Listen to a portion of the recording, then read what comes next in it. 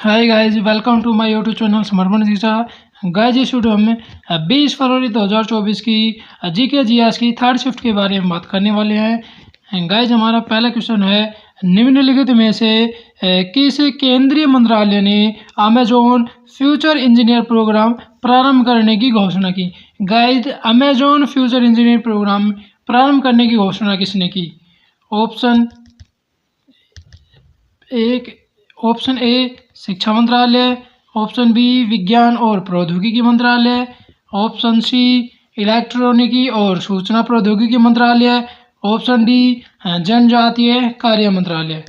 Guys, Amazon future engineer programme जो है जनजातीय कार्य मंत्रालय ने जो है शुरू किया है। Option D is correct.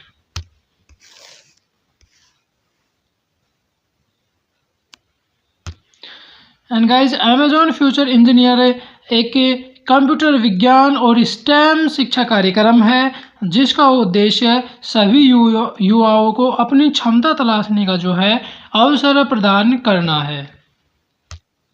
And guys, Amazon future engineering जो प्रोग्राम है AFE, ये जो है जनजातीय जो कार्य मंत्रालय है, जनजातीय का कार्य मंत्रालय है, इसने जो है शुरू किया है।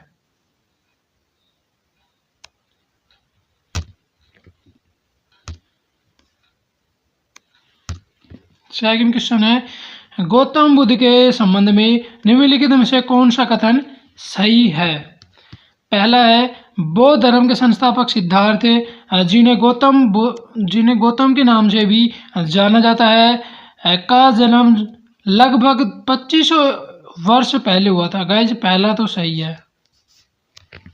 दूसरा, गौतम बुद्ध एक छोटे गण से संबंधित थे जिसे शाक्य गण के नाम से जाना जाता है। गाइस, दोनों के दोनों ही सही हैं, 1 और 2।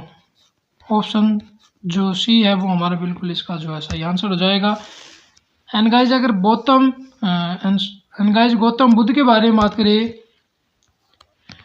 तो गौतम बुद्ध का जन्म जो है 483 ईस्वी पूर्व लुम्बिनी ग्राम में होता है। एंड गौतम बुद्ध के पिता जो है शुद्धोधन है, गौतम बुद्ध की माता माया देवी है, एंड गौतम बुद्ध की जो पत्नी थी वो यशोधरा है। एंड गौतम बुद्ध का जो बच्चा है या कहीं के बच्चे का नाम जो है राहुला है।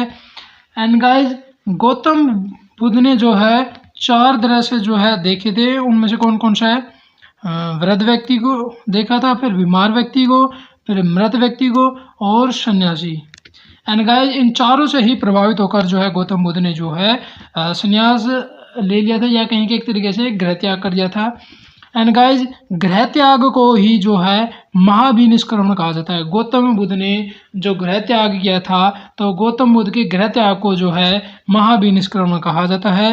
एंड गाइस, 29 वर्ष की आयु में जो है गौतम बुद्ध ने जो है गृह त्याग किया था। एंड गाइस, गौतम बुद्ध को ज्ञान प्राप्ति जो है 35 वर्ष की आयु में होती है। एंड गाइस, गौतम बुद्ध को ज्ञान प्राप्ति 35 वर्ष की आयु में होती है। एंड किस नदी के तट पर होती है? निरंजना नदी के तट पर होती है। कहाँ होती है? बोध गया बिहार में होती है। किस वृक्ष के नीचे होती है? बोधि वृक्ष के नीचे जो है उनको ज्ञान प्राप्ति होती है। गाइस, हर तरीके से क्वेश्चन बन सकते हैं कि महात्मा बुद्ध को कितनी वर्ष में जो है ज्ञान प्राप्ति होती है? 35 वर्ष में। किस नदी के तट पर ज्ञान प्राप्ति होती है? निरंजना नदी के तट पर। एंड लोकेशन के बारे में पूछे तो बोध गया बिहार में उनको ज्ञान प्राप्ति होती है। एंड वृक्ष के नीचे पूछे तो बोधि वृक्ष के नीचे जो है उनको ज्ञान प्राप्ति होती है। एंड गाइस, गौतम बुद्ध के जो प्रथम गुरु हैं वो है अलार कलाम। इस तरीके से क्वेश्चन बन सकता है कि गौतम बुद्ध के प्रथम गुरु कौन है? तो गौतम बुद्ध के प्रथम गुरु जो है अलार कलाम है। एंड गाइस, गौतम बुद्ध के जो प्रथम शिष्य हैं वो है तापसु एवं भल्लिक। गौतम बुद्ध के प्रथम शिष्य कौन है? तो गौतम बुद्ध के प्रथम शिष्य जो है तापसु एवं भल्लिक हैं। एंड गाइस, गौतम बुद्ध के प्रिय शिष्य के बारे में बात करें तो गौतम बुद्ध के प्रिय शिष्य वो हैं आनंद एवं उपाली। गौतम बुद्ध के प्रथम शिष्य तापसु एवं भल्लिक, गौतम बुद्ध के प्रिय शिष्य वो हैं आनंद एवं उपाली। एंड गाइस, गौतम बुद्ध के घोड़े के बारे में बात करें, गौतम बुद्ध की घोड़े का नाम क्या है? वो है कंथक। गौतम बुद्ध के घोड़े के बारे में बात करें तो उनका घोड़े का जो नाम है वो है कंथक। एंड गाइस, बौद्ध धर्म से संबंधित जो त्रिरत्न है, त्रिरत्न कौन कौन से हैं? त्रिरत्न है बुद्ध, धम्म और संघ। त्रिरत्न के बारे में बात करें, त्रिरत्न में बुद्ध, धम्म और संघ, ये तीनों ही जो है त्रिरत्न है। एंड गाइस महात्मा बुद्ध या कहें कि गौतम बुद्ध ने जो है पहला उपदेश कहाँ दिया था, तो महात्मा बुद्ध ने पहला उपदेश जो है सारनाथ है यूपी में दिया था। एंड किस भाषा में दिया था, पाली भाषा में दिया था। एंड गाइस जो गौतम बुद्ध का जो पहला उपदेश है उसको जो है धर्म चक्र प्रवर्तन के रूप में भी जो है जाना जाता है, ये भी आपको पता होना चाहिए। एंड गाइस गौतम बुद्ध का जो अंतिम उपदेश है वो जो है इन्होंने कुशीनगर में अपनी जो इनकी जो शिष्या थी वो थी सुभद्रा, उनको जो है दिया था। एंड गाइस गौतम बुद्ध की मृत्यु के बारे में बात करें तो गौतम बुद्ध की मृत्यु को जो है महापरिनिर्वाण के रूप में जो है जाना जाता है। एंड गाइस गौतम बुद्ध का महापरिनिर्वाण जो है 563 ईस्वी पूर्व में जो है कुशीनगर में हो जाता है।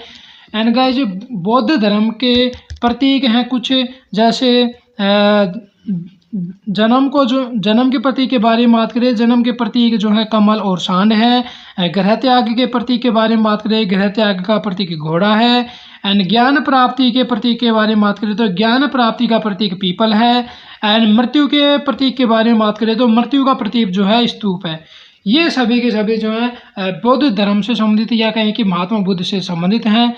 एंड गाइस इनसे संबंधित एक और है जो बुद्ध धर्म की जो संगीतियाँ होती हैं उनके बारे में बात कर लेते हैं। गाइस बुद्ध धर्म में जो है या कहें कि बौद्ध धर्म में जो है 4 संगीतें होती है। पहली जो बौद्ध संगीति होती है वो 483 ईस्वी पूर्व में होती है, राजगृह नामक जो जगह है वहाँ पे होती है। एंड अजातशत्रु के शासनकाल में होती है। एंड पहली बौद्ध संगीति की जो अध्यक्षता है वो है माँ कश्यप ने की थी।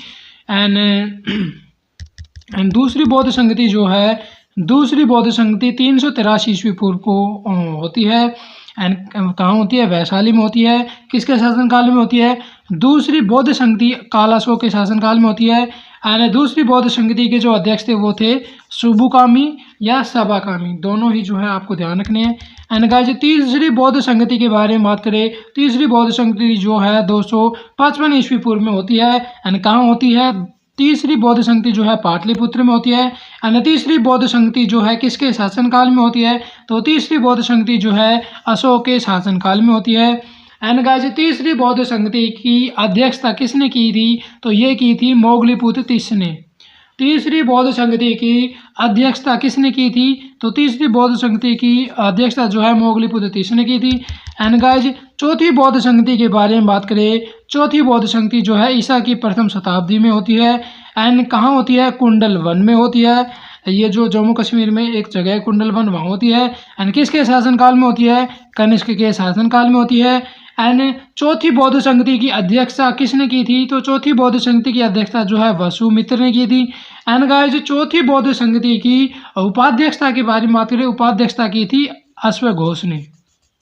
ये चारों के चारों जो बौद्ध संगति है इनके बारे में आपको पता होना चाहिए, बौद्ध धर्म से संबंधित है या कहीं ना कहीं कहें कि महात्मा बुद्ध से संबंधित है।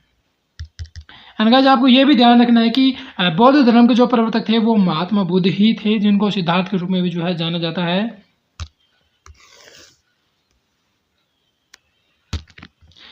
थर्ड क्वेश्चन, संविधान कई तरह से सरकार की शक्तियों को सीमित करता है। सरकार के शासनकाल को सीमित करने का सबसे सामान्य तरीका कुछ खाली जगह को निर्दिष्ट करना है जो हम सभी के पास नागरिक के रूप में है, जिनका उल्लंघन करने की अनुमति किसी भी सरकार को नहीं दी जा सकती। गाइज किसका उल्लंघन करने की अनुमति जो है सरकार को नहीं दी जा सकती। ऑप्शन ए है आर्थिक कर्तव्यों का उल्लंघन, ऑप्शन बी है मौलिक अधिकारों का उल्लंघन, ऑप्शन सी है मौलिक कर्तव्यों का उल्लंघन, ऑप्शन डी है राज्य के नीति निर्देशक तत्वों का। सरकार को किसका उल्लंघन करने की जो है अनुमति नहीं दी गई है, तो गाइज मौलिक अधिकारों का जो है उल्लंघन करने की अनुमति जो है किसी भी सरकार को नहीं है। Option B is correct. And guys मौलिक अधिकार के बारे में बात करें, मौलिक अधिकार का अर्थ समझते हैं पहले। कुछ अधिकार हमारे जीवन के मौलिक होते हैं। गाइज मतलब कुछ अधिकार जो है हमारे जीवन के मौलिक होते हैं, इसलिए उन्हें जो है संविधान में विशेष दर्जा दिया गया है। ऐसे अधिकारों को जो है मौलिक अधिकार के रूप में जो है जाना जाता है। एंड गाइज मौलिक अधिकार का वर्णन जो है भाग 3 के अनुच्छेद 12 से लेकर अनुच्छेद 35 के अंतर्गत जो है मिलता है। एंड संविधान के भाग 3 को जो है भारत का मैग्ना कार्टा भी कहा जा सकता है। गाइज ये भी आपको पता होना चाहिए कि भारत का मैग्ना कार्टा जो है किसे कहा जाता है, तो भारत का मैग्ना कार्टा जो है संविधान के भाग 3 को कहा जाता है। एंड सरदार वल्लभ भाई पटेल को जो है भारत में मौलिक अधिकारों का जनक भी माना जाता है। गाइज इसलिए कैसे भी क्वेश्चन बन सकता है कि मौलिक अधिकारों का जनक भारत में किसे माना जाता है, तो मौलिक अधिकारों का जनक भारत में सरदार वल्लभ भाई पटेल को माना जाता है।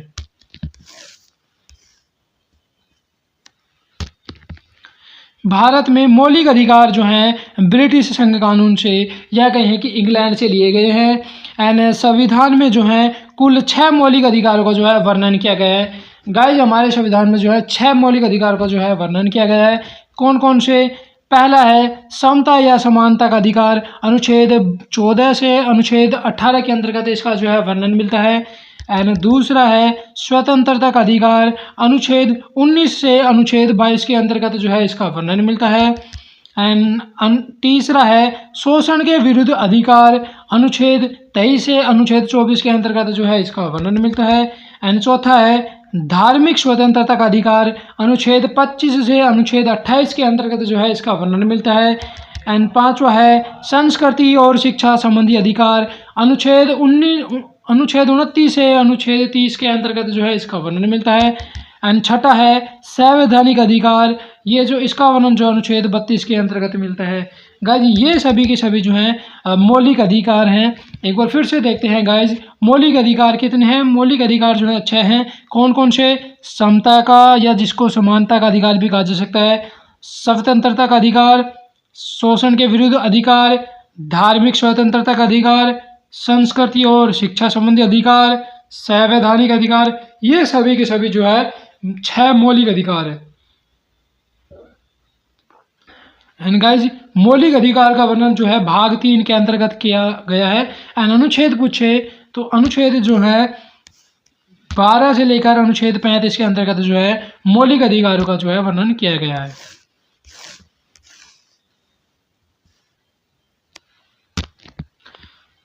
नेक्स्ट 4th क्वेश्चन है गांधी इरविन समझौते पर किस वर्ष हस्ताक्षर किए गए? गांधी इरविन समझौते पर जो है किस वर्ष हस्ताक्षर किए गए? ऑप्शन ए है 1921, ऑप्शन बी है 1911, ऑप्शन बी है 1941, ऑप्शन सी है 1931। गाइस गांधी इरविन समझौते पर जो है 1931 में जो है हस्ताक्षर किए गए थे। एंड गाइस ये समझौता जो है गांधी जी और जो लॉर्ड इरविन जो है उसके मध्य में जो है ये समझौता होता है। एंड कब होता है? 1931 में होता है। एंड गाइस गांधी इरविन समझौते के बारे में अगर बात करें, 5 मार्च 1931 को लंदन का जो द्वितीय गोलमेज सम्मेलन है उससे पहले, उसके पूर्व महात्मा गांधी और तत्कालीन जो वायसराय जो लॉर्ड इरविन थे इनके मध्य में जो है एक राजनीतिक समझौता होता है। एंड उसी राजनीतिक समझौते को जो है गांधी इरविन समझौता कहा जाता है। एंड कब होता है? एंड गाइस ये जो है 1931 में होता है। एंड गांधी इरविन समझौते को दिल्ली पैक्ट के रूप में भी जो है जाना जाता है।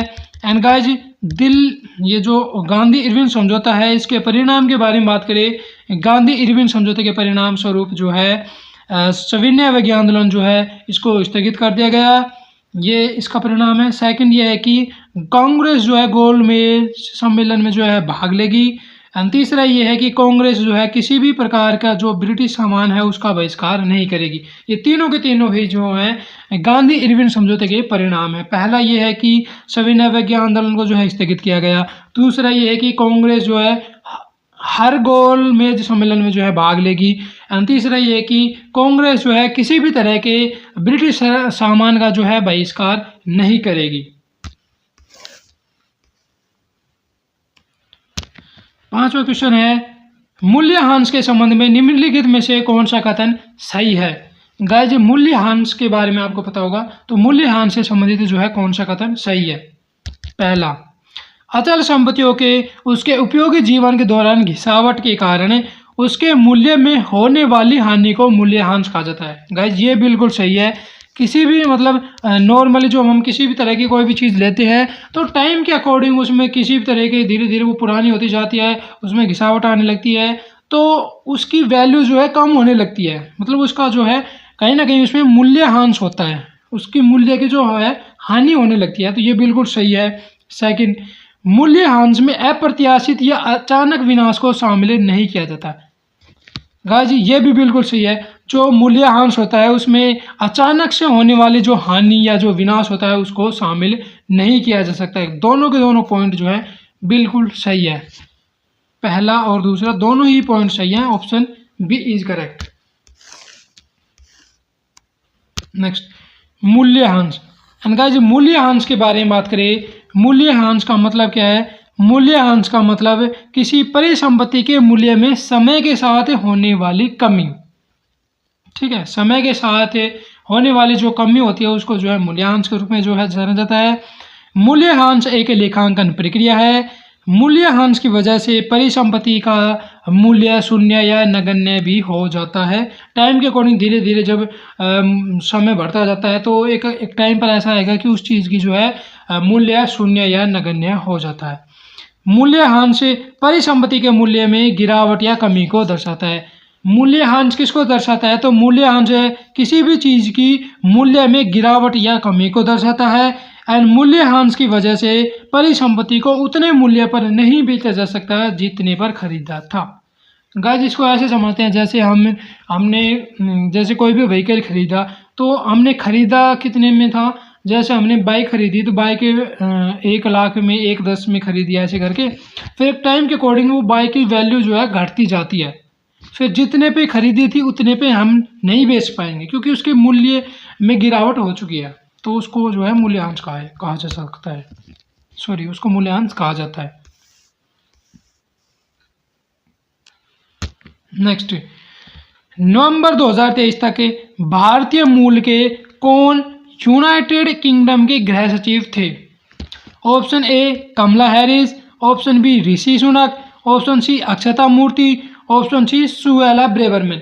गाइज नवंबर 2023 तक जो है भारतीय मूल के यूनाइटेड किंगडम के गृह सचिव कौन थे? इंग्लैंड का जो सचिव था नवंबर 2023 तक वो कौन थे? वो थे Suella Braverman. Option D is correct.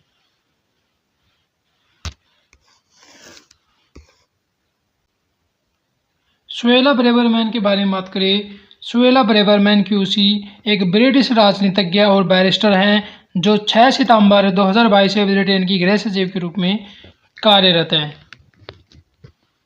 Suella Braverman QC एक ब्रिटिश राजनीतिज्ञ और बैरिस्टर है जो 6 सितंबर 2022 से नवंबर 2023 तक जो है गृह सचिव के रूप में जो है ब्रिटेन के गृह सचिव के रूप में कार्यरत थी। 2020 से 2022 तक इंग्लैंड और वेल्स के लिए अटॉर्नी जनरल थी। एंड उन्होंने जो है 19 जून 2017 से 9 जनवरी 2018 तक जो है यूरोपीय अनुसंधान समूह की अध्यक्षता भी की है। गाइस ये जो है यहाँ पे आप जो है सुएला ब्रेवरमैन का जो है डायग्राम पिक्स देख सकते हैं।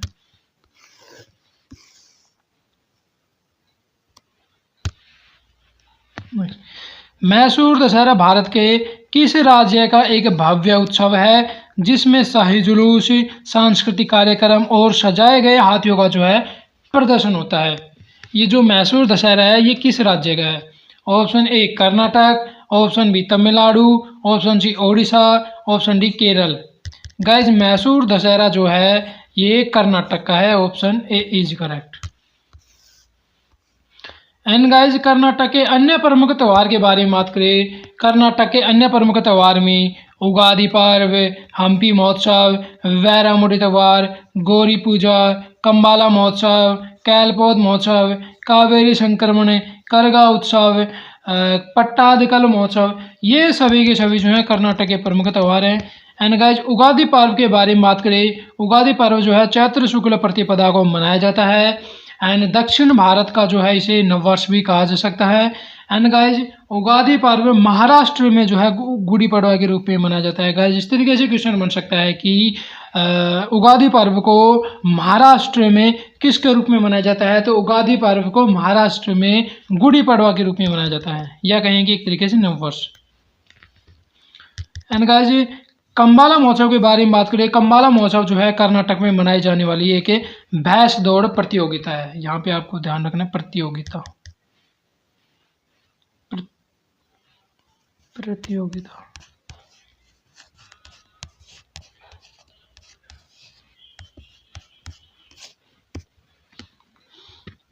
एंड गाइस कैलपौध महोत्सव के बारे में बात करें, कैलपौध महोत्सव जो है धान की फसल रोपाई के अंत का प्रतीक है। एंड गाइस ये जो है कर्नाटक में ही मनाया जाता है। ये सभी जो है कर्नाटक के प्रमुख त्योहार है। नेक्स्ट, भारत की 2011 की जनगणना के अनुसार निम्नलिखित में से किस राज्य या कहीं की केंद्र शासित प्रदेश में पुरुष साक्षरता दर जो है सर्वाधिक है। 2011 की जनगणना के अनुसार सर्वाधिक जो पुरुष साक्षरता दर है वो किसकी है, चाहे वो राज्य हो चाहे वो यूटी हो। Option A Lakshadweep, option B Mizoram, option C Tripura, option D Kerala. Guys सर्वाधिक पुरुष साक्षरता दर जो है 2011 के अकॉर्डिंग वो है केरल की। Option D is correct.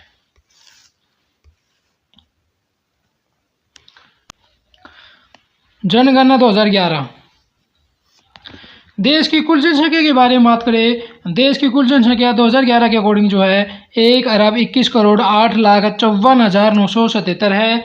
And guys महिला जनसंख्या के बारे में बात करें 2011 के अकॉर्डिंग महिला जनसंख्या जो है 58,75,84,719 है।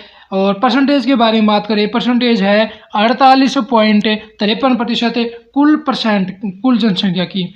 एंड पुरुष जनसंख्या के बारे में बात करें, पुरुष जनसंख्या जो है 62,32,70,258 है। एंड परसेंटेज के बारे में बात करें तो कुल जनसंख्या की 51.47% है। एंड गाइस सर्वाधिक जनसंख्या के बारे में बात करें, सर्वाधिक जनसंख्या यूटी में तो दिल्ली में है, एंड स्टेट में जो है उत्तर प्रदेश में। सर्वाधिक जनसंख्या उत्तर प्रदेश और दिल्ली की है, ठीक है। एंड न्यूनतम जनसंख्या के बारे में बात करें, न्यूनतम जनसंख्या जो है सिक्किम और लक्षद्वीप की है। स्टेट में सिक्किम की, एंड ये न्यूनतम जनसंख्या यूटी में किसकी है, यूटी में लक्षद्वीप की है। एंड गाइस 2011 के अकॉर्डिंग में लिंगानुपात के बारे में बात करें, 2011 के अकॉर्डिंग जो है भारत का लिंगानुपात 943 है। एंड सर्वाधिक लिंगानुपात किसका है, तो सर्वाधिक लिंगानुपात जो है केरल का है। कितना है, 1084। एंड यूटी की बारे में बात करें, यूटी में है सर्वाधिक लिंगानुपात पुडुचेरी का 1037। एंड गाइस न्यूनतम लिंगानुपात के बारे में बात करें, न्यूनतम लिंगानुपात जो है हरियाणा का है 879। एंड यूटी के बारे में बात करें तो न्यूनतम लिंगानुपात यूटी में है दमन और दीव का 618। एंड गाइस 2011 की जनगणना के अकॉर्डिंग साक्षरता दर के बारे में बात करें, साक्षरता दर जो है भारत की कुल साक्षरता दर है 74.04% है। एंड महिला साक्षरता दर के बारे में बात करें, महिला साक्षरता दर है कुल साक्षरता दर की 65.46%। महिला साक्षरता दर 65.46%, कुल साक्षरता दर 74.04%। पुरुष साक्षरता दर 2011 के अकॉर्डिंग 82.14%। एंड सर्वाधिक साक्षरता दर वाला जो जिला है, वो जो राज्य है केरल है, एंड यूटी है लक्षद्वीप। एंड केरल की कितनी है, केरल की सर्वाधिक साक्षरता दर के बारे में बात करें तो सर्वाधिक साक्षरता दर केरल की है 94%। एंड सर्वाधिक साक्षरता दर वाला जो यूटी है वो है लक्षद्वीप। लक्षद्वीप की साक्षरता दर कितनी है 2011 के अकॉर्डिंग जो है 91.8%। एंड न्यूनतम साक्षरता दर के बारे में बात करें, न्यूनतम साक्षरता दर जो है बिहार की स्टेट में तो बिहार की है 61.8%।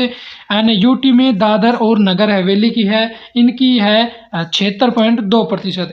एंड सर्वाधिक पुरुष साक्षरता दर के बारे में बात करें, सर्वाधिक पुरुष साक्षरता दर केरल की है। कितनी है, 96.11%। एंड सर्वाधिक साक्षरता दर वाला जो यूटी है वो है लक्षद्वीप। कितनी है, 95.56%। गाइस सर्वाधिक पुरुष साक्षरता दर के बारे में बात करें, सर्वाधिक पुरुष साक्षरता दर केरल और लक्षद्वीप की है। केरल की है 96.11%, लक्षद्वीप की है 95.56%। एंड न्यूनतम महिला साक्षरता दर के बारे में सर्वाधिक महिला साक्षरता दर के बारे में बात करें, ये थी सर्वाधिक पुरुष साक्षरता दर केरल और लक्षद्वीप की। અને न्यूनतम महिला साक्षरता दर के बारे में बात करें, सर्वाधिक महिला साक्षरता दर के बारे में बात करें, सर्वाधिक महिला साक्षरता दर केरल और लक्षद्वीप की है। केरल की कितनी है? केरल की है 92.07% और लक्षद्वीप की है 88.25%।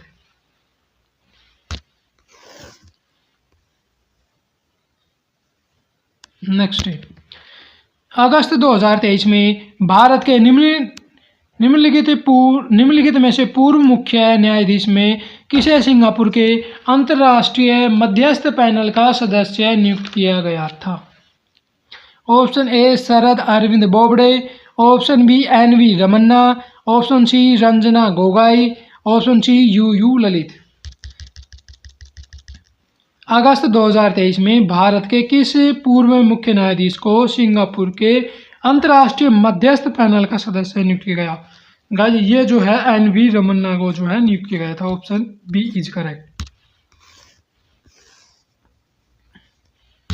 यहाँ पे आप जो है एन.वी. रमन्ना को जो है देख सकते हैं। एंड भारत के 48वें मुख्य न्यायाधीश CJI नलपति वेंकट रमन्ना या कहें कि एन.वी. रमन्ना CJI शरद अरविंद बोबडे का जो है इन्होंने स्थान लिया था। 24 अप्रैल 2021 को भारत के 48वें मुख्य न्यायाधीश के रूप में जो है इन्होंने शपथ ली थी। एंड न्यायमूर्ति रमन्ना 26 अगस्त 2022 को जो है सेवानिवृत्त हो गई। गाइस आपको ये भी पता होना चाहिए कि जो एन.वी. रमन्ना है ये 48वें नंबर के जो है न्यायाधीश हैं, मुख्य न्यायाधीश। नेक्स्ट, मेजबान राज्य के कितने शहरों ने राष्ट्रीय खेल 2023 की मेजबानी की? गाइस शहर कौन सा है एंड शहर कौन सा है, कितने शहरों में इसका आयोजन किया गया और कौन से राज्य में आयोजन किया गया, तो ये सभी के सभी आपको पता होना चाहिए। गाइस ये जो राष्ट्रीय खेल 2023 है इसका आयोजन जो है कितने शहरों में किया गया था? इसका आयोजन जो है 5 शहरों में किया गया था। एंड कौन से राज्य के 5 शहरों में? तो गोवा के 5 शहरों में। गाइस इसका आयोजन जो है नेशनल गेम 2023 जो है इसका जो 37वां संस्करण था 2023 में जो है इसका 37वां संस्करण था। एंड ओलंपिक से प्रेरित जो है भारत का अपना मल्टी स्पोर्ट्स इवेंट है। नेशनल गेम 2023 को जो है गोवा के 5 शहरों में, गाइज कौन से राज्य में? गोवा में इसका आयोजन किया गया। कौन से कितने शहरों में? 5 शहरों में इसका आयोजन किया गया। कौन से शहरों में? मापुसा, मंडगांव, पंजिम, पोंडा और वास्को। इन 5 गांवों में जो है इन 5 शहरों में जो है नेशनल गेम्स 2023 का जो है आयोजन किया गया था। एंड फर्स्ट रैंक पर कौन था? फर्स्ट रैंक पर महाराष्ट्र था। महाराष्ट्र ने 80 स्वर्ण पदक, 69 रजत, 79 कांस्य एंड टोटल महाराष्ट्र ने जो है कुल 228 पदक जीते थे। एंड दूसरे नंबर पर कौन था? दूसरे नंबर पर जो था सर्विसेज ने 66 स्वर्ण पदक, 27 रजत पदक, 33 कांस्य पदक एंड कुल जो है 126 पदक जीते थे।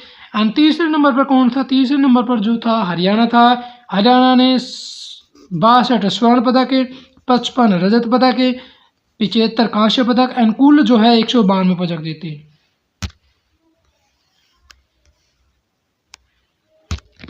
प्रमुख स्वर्ण पदक विजेताओं के बारे में बात करें, नेशनल गेम्स 2023 में जो है किन किन ने जो है स्वर्ण पदक जीता उनके बारे में बात करें।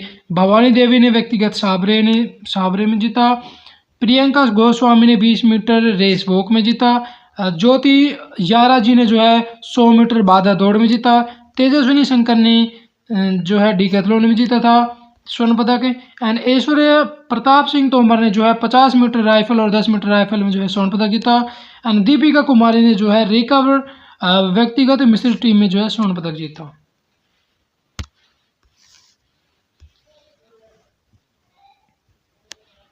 नेक्स्ट, भारत कितने देशों के साथ जो है समुद्री सीमा साझा करता है? Option A 6, option B 7, option D 4, option D 8।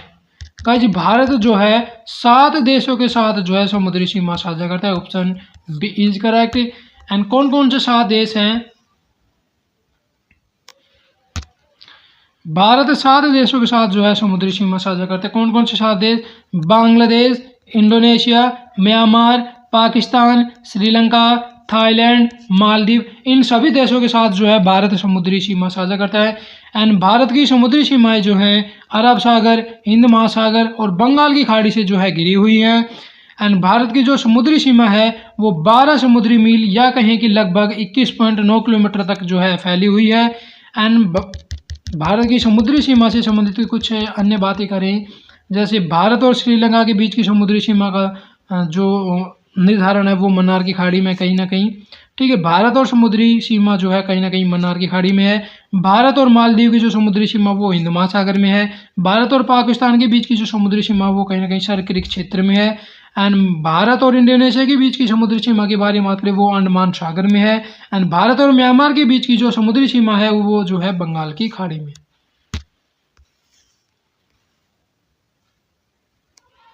Next, Bharat की तटीय सीमा के बारे में बात करें। भारत की तटीय सीमा में भारत की तटीय सीमा की लंबाई जो है 7,516.6 किलोमीटर है। गाइस इस तरीके से क्वेश्चन बन सकता है कि भारत की तटीय सीमा की लंबाई कितनी है, तो भारत की तटीय सीमा की लंबाई जो है 7,516.6 किलोमीटर है।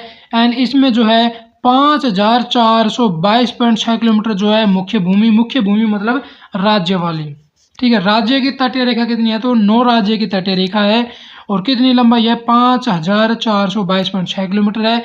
एंड 2,094 किलोमीटर ये जो है द्वीप क्षेत्र की है। द्वीप क्षेत्र में जो है 4 द्वीप मिले हुए हैं, ठीक है।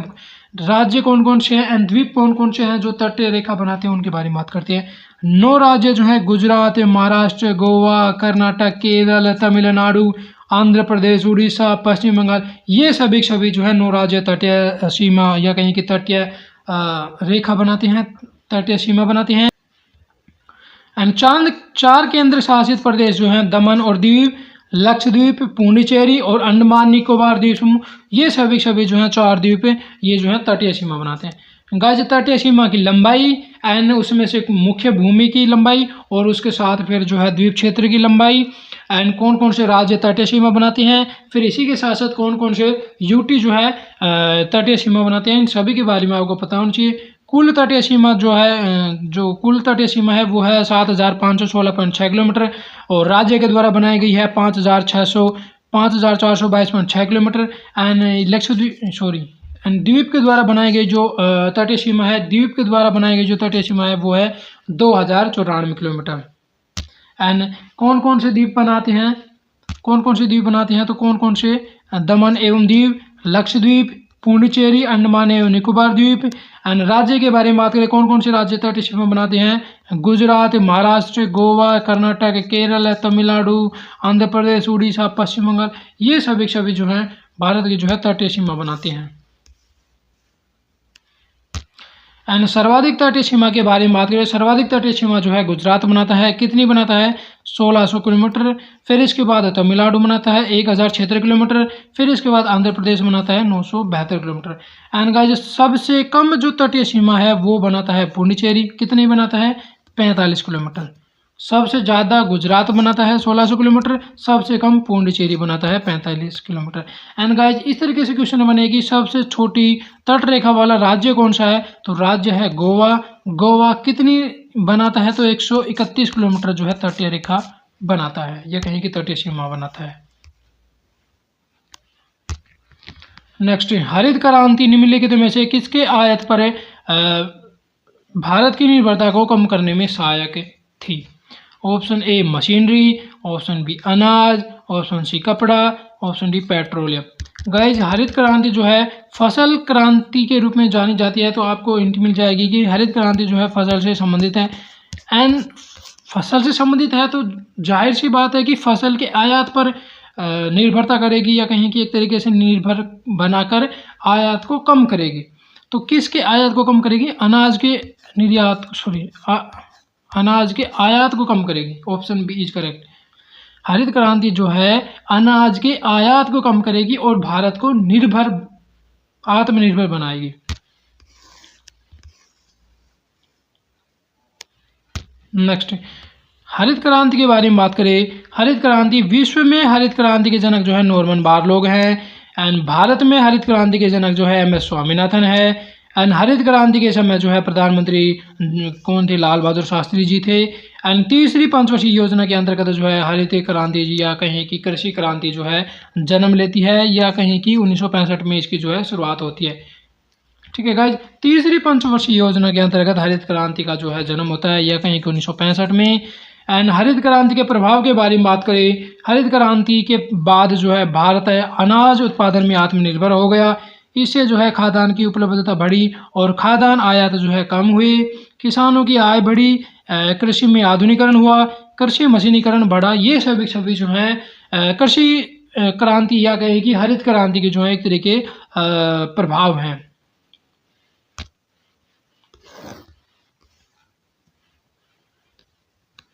नेक्स्ट, ध्वनि प्रदूषण को किस इकाई में मापा जाता है? या कहें कि ध्वनि प्रदूषण की इकाई क्या है? Option A decibel, option B centimetre, option C ohm, option D hertz. Guys ध्वनि प्रदूषण की इकाई जो है वो है decibel. Option A is correct.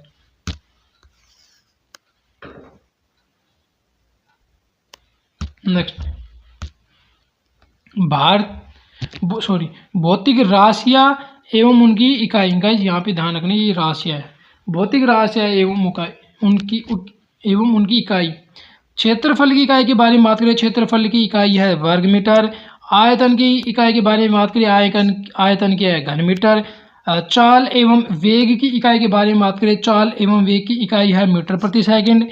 कोणीय वेग की, गाइस वेग और कोणीय वेग दोनों अलग अलग है। वेग की तो मीटर प्रति सेकंड, कोणीय वेग की इकाई हो जाएगी रेडियन प्रति सेकंड। त्वरण की इकाई के बारे में बात करें, त्वरण की इकाई हो जाएगी मीटर प्रति वर्ग सेकंड, या कहें कि मीटर प्रति सेकंड स्क्वायर।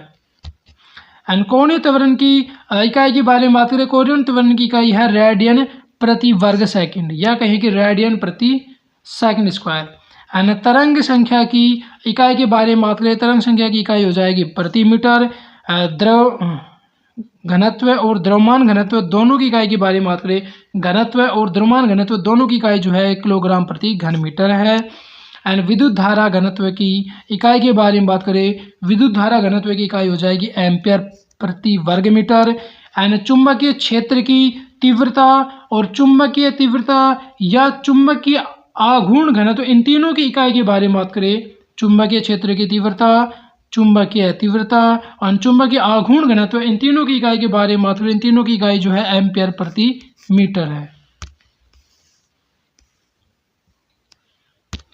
एंड सांद्रता की इकाई के बारे में बात करें, सांद्रता की इकाई है मोल प्रति घन मीटर।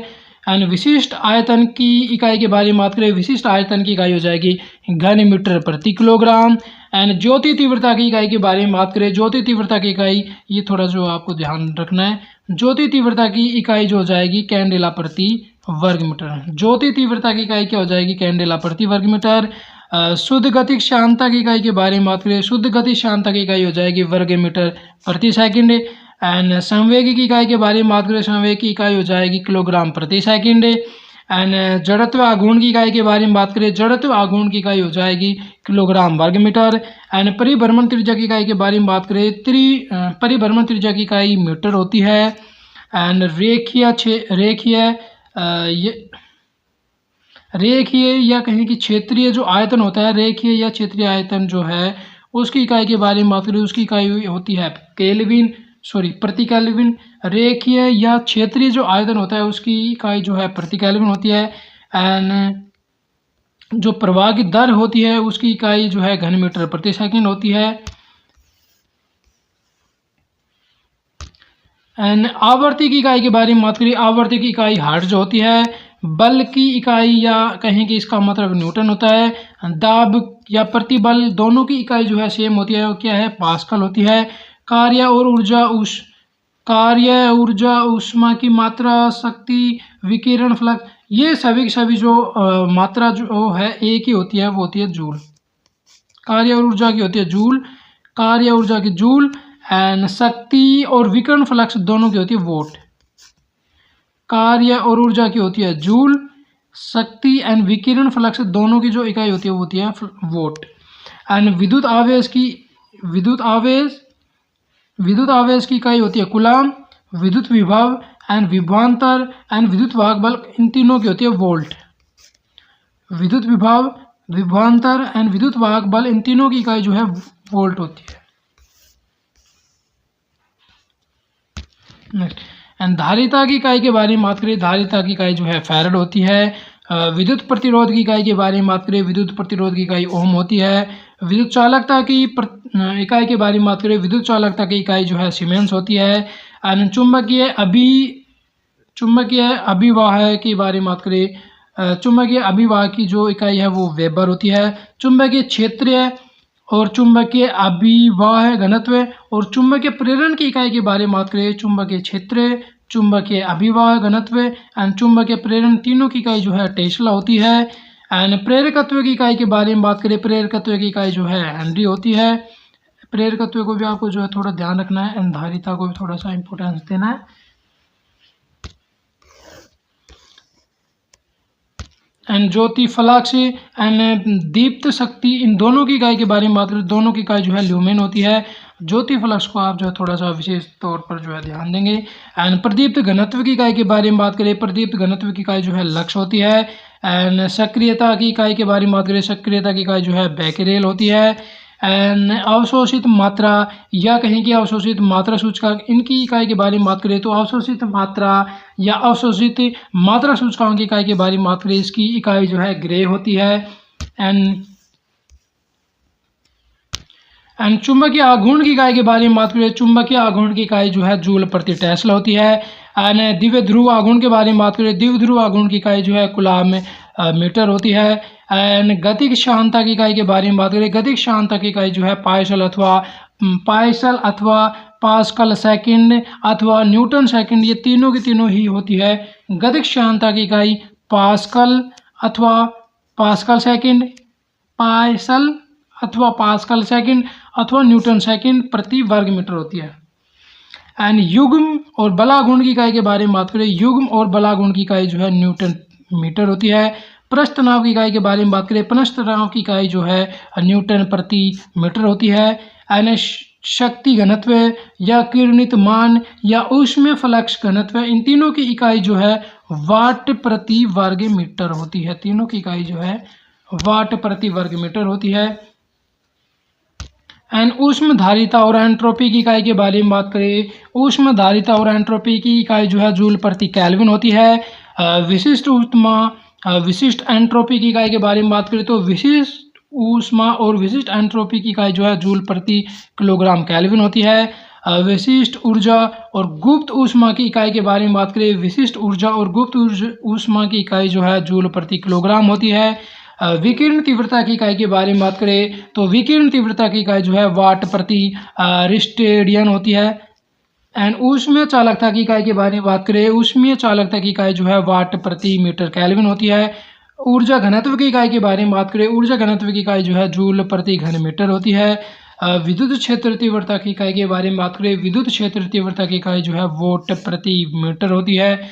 विद्युत आवेश घनत्व की इकाई के बारे में बात करें, विद्युत आवेश घनत्व की इकाई जो है कूलॉम प्रति घन मीटर होती है। विद्युत फ्लक्स घनत्व की इकाई के बारे में बात करें, विद्युत फ्लक्स घनत्व की इकाई जो है कूलॉम प्रति वर्ग मीटर होती है। पैरा विद्युतांक की इकाई के बारे में बात करें, पैरा विद्युतांक की इकाई जो है फैरड प्रति मीटर होती है। एंड चुंबकशीलता की इकाई के बारे में बात करें, चुंबकशीलता की इकाई जो है हेनरी प्रति मीटर होती है। एंड चुंबकशीलता की इकाई के बारे में बात करें, चुंबकशीलता की इकाई जो है हेनरी प्रति मीटर होती है। मोलर ऊर्जा की इकाई के बारे में बात करें, मोलर ऊर्जा की इकाई जो है जूल प्रति मोल होती है। एंड कोणीय संवेग और प्लांक नियतांक की इकाई के बारे में बात करें, कोणीय संवेग और प्लांक नियतांक की इकाई जो है जूल प्रति जूल सेकंड होती है। एंड मोलर एंट्रोपी और मोलर ऊष्मा जो धारिता होती है, इनकी इकाई के बारे में बात करें, इनकी इकाई जो है जूल प्रति मोल केल्विन होती है। उद्भाषण की इकाई के बारे में बात करें, उद्भाषण की इकाई जो है कूलॉम प्रति किलोग्राम होती है। एंड संपीड्यता की इकाई के बारे में बात करें, संपीड्यता की इकाई जो है प्रति पास्कल होती है। एंड प्रत्यास्थता गुणांक की इकाई के बारे में बात करें, प्रत्यास्थता गुणांक की इकाई जो है न्यूटन प्रति वर्ग मीटर होती है। एंड दाब परिवर्तनता की इकाई के बारे में बात करें, दाब परिवर्तनता की इकाई जो है पास्कल प्रति मीटर होती है। एंड पृष्ठ विभव की इकाई के बारे में बात करें, पृष्ठ विभव की इकाई जो है जूल प्रति किलोग्राम होती है।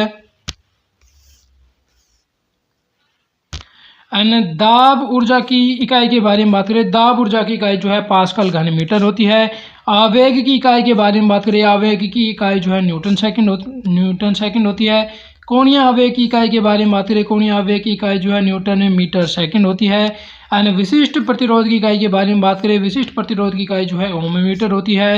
एंड पृष्ठ ऊर्जा की इकाई के बारे में बात करें, पृष्ठ ऊर्जा की इकाई जो है जूल प्रति वर्ग मीटर होती है। गाइस यहाँ पर जो है हमारी सभी की सभी जो इकाई है, प्रमुख इकाई जो है कंप्लीट होती है। नेक्स्ट, ओलंपिक टेबल टेनिस स्पर्धा में यदि अंक 10-10 पर बराबर है तो एक खिलाड़ी को गेम जीतने के लिए कितने अंक की बढ़त के लिए प्रयास करना होगा? Option A 4, option B 3, option B 2, option C 1। Guys अगर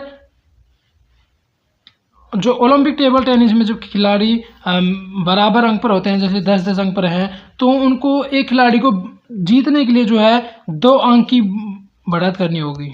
option B is correct, sorry option C is correct, 2। Next, Leander Paes का संबंध किस खेल से है? Option A cricket, option B badminton, option C golf, option C lawn tennis. Guys Leander Paes का संबंध जो है लॉन टेनिस से है, option D is correct. And guys यहाँ पे आप जो है लिएंडर पेस को जो है देख सकते हैं, ये भारतीय खिलाड़ी है। नेक्स्ट, किसे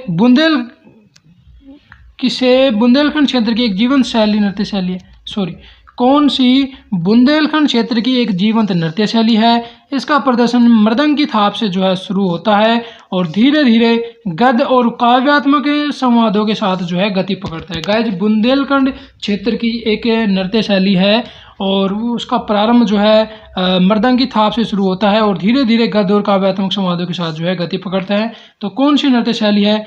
option A Gangaur, option B Swang, option C Matki, option D Rai. Guys ये जो नृत्य शैली है ये और विशेष करके जो बुंदेलखंड क्षेत्र की है तो ये जो है स्वांग है, option B is correct. And guys Swang के बारे में बात करें,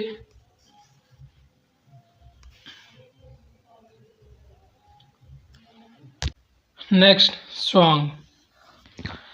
स्वांग एक लोकनाट्य रूप है। इसमें किसी प्रसिद्ध व्यक्ति, देवी देवता या ऐतिहासिक चरित्र की नकल की जाती है। गाइज स्वांग जो है ये एक लोकनाट्य है और इसमें जो है किसी भी व्यक्ति या किसी भी देवी देवता या किसी भी जो ऐतिहासिक चरित्र है उनके जो है नकल की जाती है। स्वांग में किसी चरित्र को आत्मसात करके जो है उसका अभिनय किया जाता है। स्वांग को बहलोल के रूप में भी जो है जाना जाता है। गाइस इस तरीके से क्वेश्चन बन सकता है कि बहलोल के रूप में जो है किसे जाना जाता है, तो स्वांग को जाना जाता है। एंड स्वांग हरियाणा, उत्तर प्रदेश, राजस्थान, मध्य प्रदेश के मालवा क्षेत्र में जो है प्रचलित है। गाइस स्वांग जो है कहाँ का किया जाता है? हरियाणा में, उत्तर प्रदेश में, राजस्थान में एंड मध्य प्रदेश में। मध्य प्रदेश के मालवा क्षेत्र में और उत्तर प्रदेश और मध्य प्रदेश का जो बुंदेलखंड क्षेत्र है उसमें भी किया जाता है एंड हरियाणा राजस्थान में भी प्रचलित है। एंड स्वांग में गीत संगीत और नकल के साथ साथ जो है नाटकीयता भी होती है, नाटकीयता भी होती है।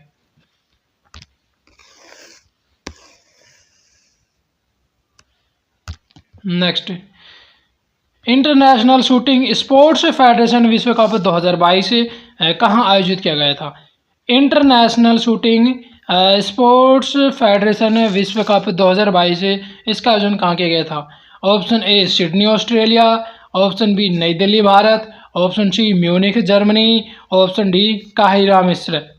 गाइज ये इंटरनेशनल शूटिंग स्पोर्ट्स फेडरेशन विश्व कप है 2022 है, इसका आयोजन जो है काहिरा मिस्र में किया गया था। Option D is correct.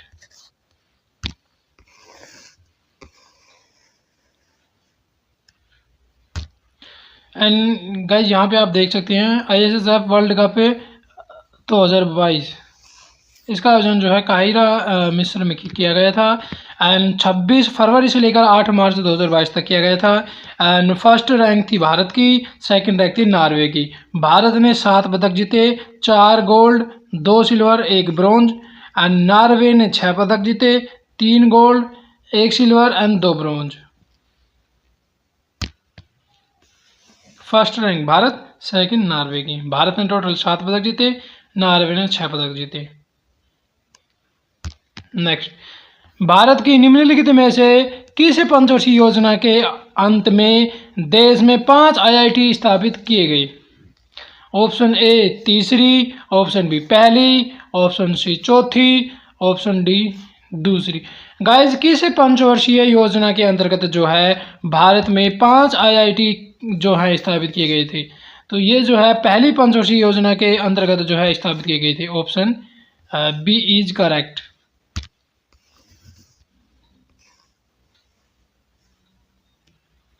Next, पंचवर्षीय योजनाएं।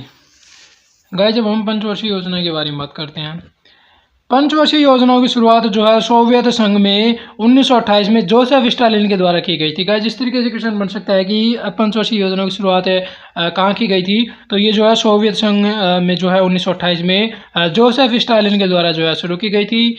एंड भारत में पंचवर्षीय योजना को जनक जो है पंडित जवाहरलाल नेहरू को कहा जाता है। एंड भारत में किसने स्टार्ट की थी? भारत में जो है पंडित जवाहरलाल नेहरू के समय में या उनके प्रयास से जो है स्टार्ट की गई थी। एंड भारत में कुल 12 पंचवर्षीय योजनाएं एवं 6 वर्षीय योजनाएं जो है लागू की गई हैं। पंचवर्षीय योजनाएं ये जो है योजना आयोग बनाता था। गाइज, वर्तमान में तो ये जो पंचवर्षीय योजना है इनको समाप्त कर दिया गया, बट जिस टाइम में ये बनती थी उस टाइम में इनको जो है योजना आयोग बनाता था।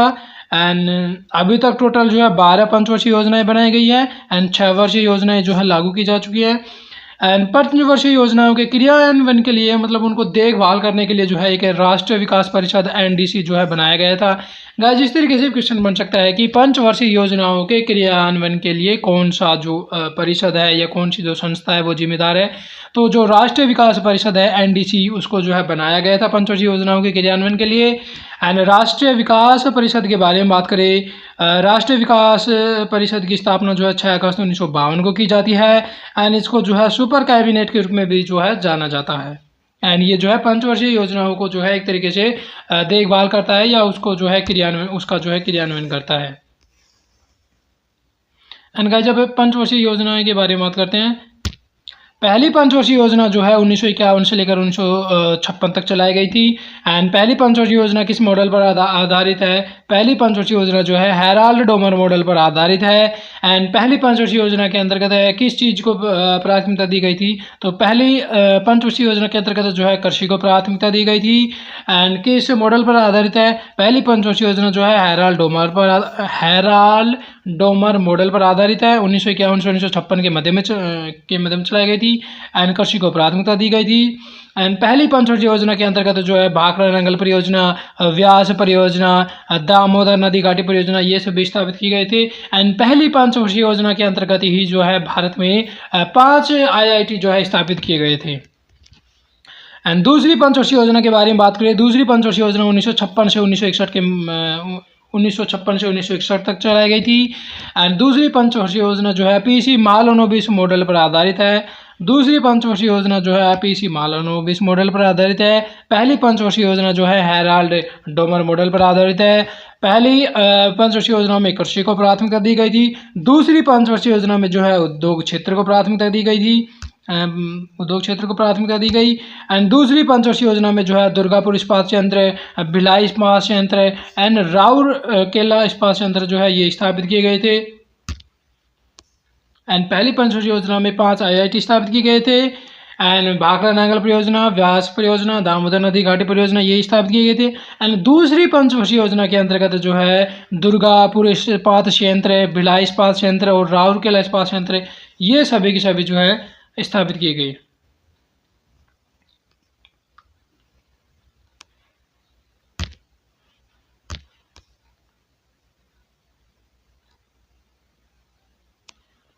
नेक्स्ट, तीसरी पंचवर्षीय योजना के बारे में बात करें। तीसरी पंचवर्षीय योजना जो है 1961 से 1966 तक चलाई गई। तीसरी पंचवर्षीय योजना जो है सुखमय चक्रवर्ती के प्लानिंग मॉडल पर आधारित है। तीसरी पंचवर्षीय योजना में जो है अर्थव्यवस्था को आत्मनिर्भर बनाना तथा स्फूर्त अवस्था में पहुंचाना, इसको जो है प्राथमिकता दी गई। तीसरी पंचवर्षीय योजना के अंतर्गत जो है बोकारो इस्पात संयंत्र झारखंड में सोवियत संघ के द्वारा लगाया गया। इस तरीके से क्वेश्चन बन सकता है कि बोकारो इस्पात संयंत्र जो है किस पंचवर्षीय योजना के अंतर्गत स्थापित किया गया, तो बोकारो इस्पात संयंत्र जो है झारखंड में सोवियत संघ के द्वारा तीसरी पंचवर्षीय योजना के अंतर्गत जो है स्थापित किया गया। एंड तीसरी पंचवर्षीय योजना के अंतर्गत जो है भारत चीन युद्ध 1962 में हुआ था एंड भारत पाक युद्ध 1965 में हुआ था। गाइज ये भी पता होना चाहिए कि भारत चीन युद्ध 1962 में एंड भारत पाक युद्ध 1965 में किस योजना के अंतर्गत हुआ था, तो ये तीसरी पंचवर्षीय योजना के अंतर्गत ही हुआ था। एंड तीसरी पंचवर्षीय योजना में ही जो है भीषण अकाल पड़ा था। एंड तीसरी पंचवर्षीय योजना के अंतर्गत ही जो है हरित क्रांति या जिसको कृषि क्रांति के रूप में जो कहा जाता है 1965 में जो है इसकी एक तरीके से कहीं इसका जन्म हुआ था। तो गाइस ये तीसरी पंचवर्षीय योजना है, ये जो है बहुत ही महत्वपूर्ण है। तीसरी पंचवर्षीय योजना जो है सुखमय चक्रवर्ती के प्लानिंग मॉडल पर आधारित है। तीसरी पंचवर्षीय योजना का उद्देश्य जो है अर्थव्यवस्था को आत्मनिर्भर बनाना तथा स्फूर्त अवस्था में पहुंचाना, ये इसका उद्देश्य था। एंड तीसरी पंचवर्षीय योजना के अंतर्गत जो है बोकारो इस्पात संयंत्र जो है झारखंड में स्थापित किया गया था, सोवियत संघ की सहायता से लगाया गया था। एंड तीसरी पंचवर्षीय योजना में जो है भारत चीन युद्ध 1962, भारत पाक युद्ध 1965 में होता है।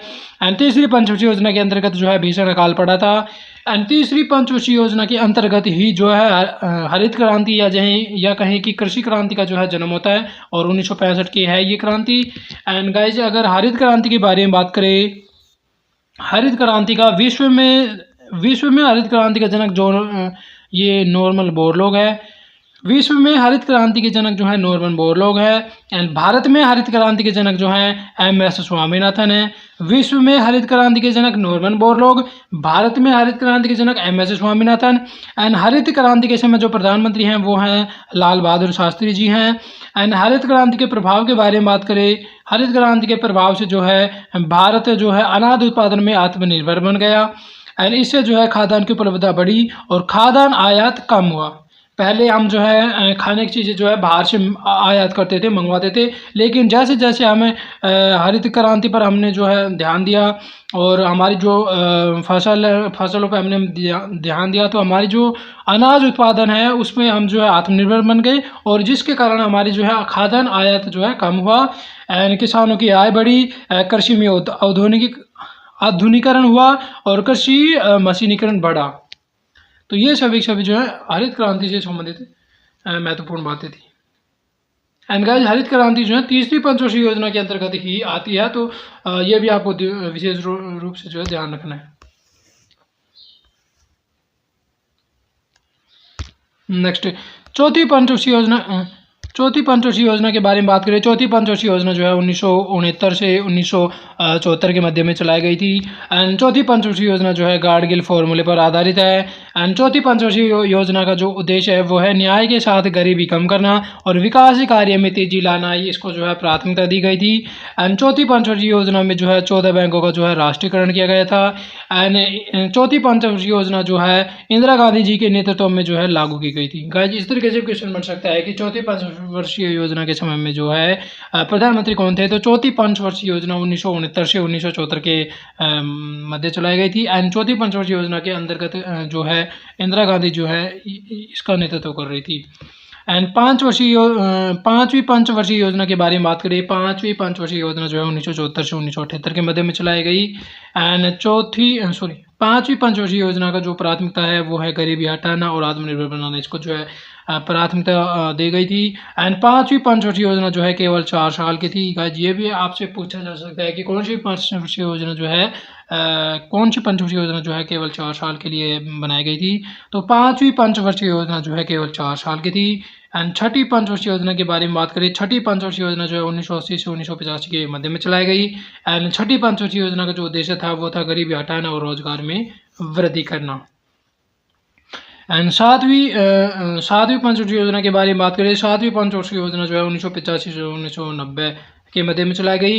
एंड सातवीं पंचवर्षीय योजना को जो है इसमें जो इसका जो उद्देश्य रखा गया था वो था फूड प्रोडक्शन, उत्पादकता और रोजगार बढ़ाना। इन तीनों को ही जो है बढ़ाना जो है इसका जो है लक्ष्य रखा गया था।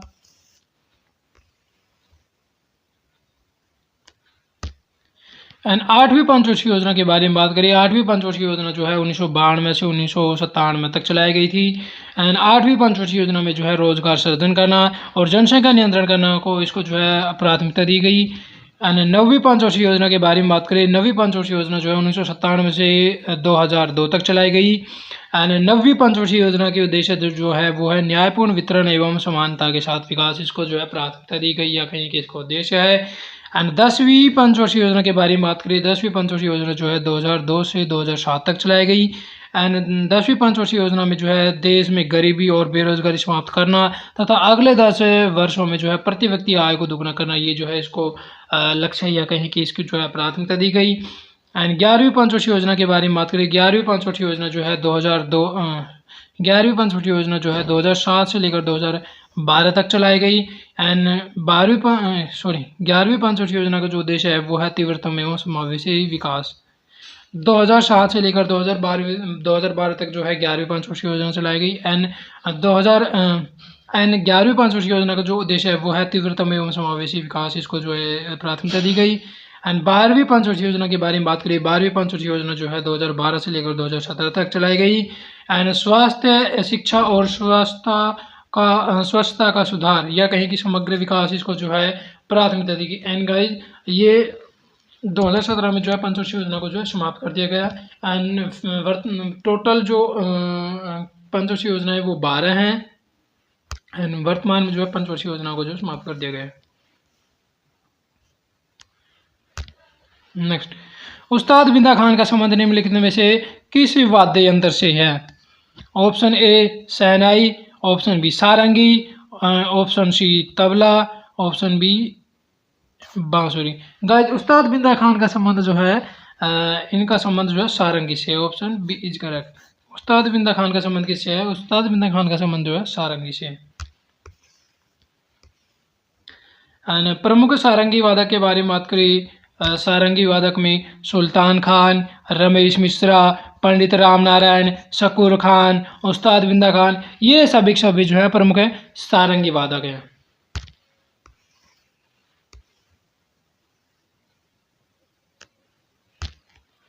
नेक्स्ट, अगस्त 2023 में केंद्र सरकार ने कैबिनेट सचिव राजीव गौबा को कितने वर्ष का अतिरिक्त कार्यकाल दिया है जिससे वह भारत के इतिहास में लंबे समय तक सेवानिवृत्त रहने वाले कैबिनेट सचिव बन गए हैं? गाइस राजीव गौबा का कार्यकाल जो है कितने वर्ष के लिए जो है बढ़ाया गया है? ऑप्शन ए 4 वर्ष, ऑप्शन बी 3 वर्ष, ऑप्शन सी 1 वर्ष, ऑप्शन डी 2 वर्ष। गाइज राजीव गौबा जी जो हैं ये केंद्र सरकार के जो है एक तरीके से सचिव हैं और इनका कार्यकाल जो है 1 वर्ष के लिए बढ़ाया गया है। Option C is correct.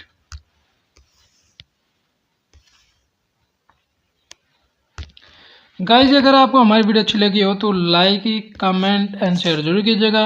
And अगर आप हमारे चैनल पर फर्स्ट टाइम विजिट करें तो हमारे चैनल को जो है सब्सक्राइब जरूर कीजिएगा। एंड गाइज इस वीडियो की लिंक जो है हमारे टेलीग्राम चैनल समर्पण शिक्षा पर अवेलेबल है।